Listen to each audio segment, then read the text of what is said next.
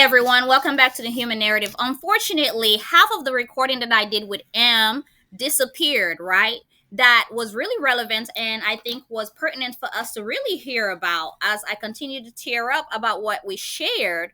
One of the things that I asked that actually was cut off was how has this impacted M since, it's been a year? How is she doing now? And some of the things that she expressed to me was how this incident also impacted her relationship with her father. Her and her father really had a relationship where she felt like, she was in supported in many ways. And when she went through this very traumatic incident, she was finally had the guts to share this experience with her father. And, the first response or reaction of her father was not as supportive. And she even mentioned even how she ended up scratching her car or running into an object as a result of that, stress and over that conversation. And she calls it a trauma scar on her car, right? But what was wonderful about all of this is once, she was able to disclose to her father how his response or reaction triggered her. It brought a lot of light into their relationship, but it was through also the support of her wonderful husband who was able to see through those pain and said, hey, this is where the disconnect is. Your father really never knew how to show up for you because of the way he was raised. It just shows how sometimes how traumatic experiences can also bring us closer in so many different ways. I know in the last recording, Em talked about, when she was being released and all of the shackled and that she had on her arms and her waist and ankle, and how she was asked to, go to another facility to be discharged and was released to actually to like that with no transportation or anything, released out the door and was asked to find her own way, basically a 30 minutes walk to another gas station to be able to get back home.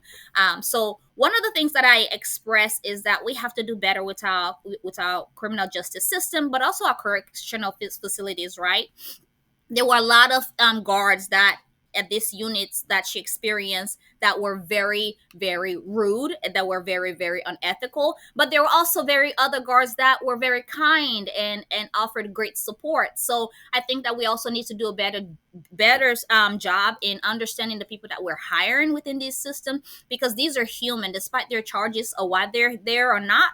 We are not to judge them. That's why they have rights in the criminal justice system, or they should have rights in the criminal justice system, and we have to be able to follow those rights. That's why we created them, right?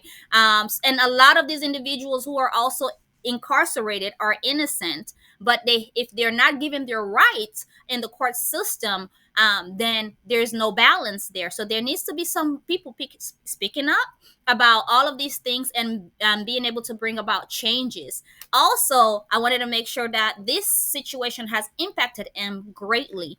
Currently, after 20 plus years of working in the district with children and families in so many capacity and trying to help her community, she ended up losing her job after 20 years. She ended up losing a lot of her retirement funds because she has to catch up in so many different ways. So if there are any opportunities out there that are seeking, individuals who are on probation, I know this woman. She's a great individual. I've worked alongside her for so many years. Please reach out to me through this podcast so that I can connect you with this individual, because I don't believe that an innocent individual have to suffer because our system failed her.